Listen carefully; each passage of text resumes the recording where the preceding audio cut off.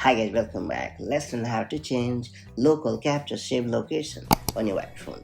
iOS now allows you to record your own audio and video during a call to save and edit later. For a more personalized experience, you can also choose a preferred save location to store your captures anywhere you prefer instead of the default downloads folder. That said, let me show you how it's done the right way. So first we have to launch the settings app on your iPhone, and then you have to choose the general option. After that you have to select the local capture option. Then you have to tap on save location option. After that you have to choose the preferred location where you want to save your recording.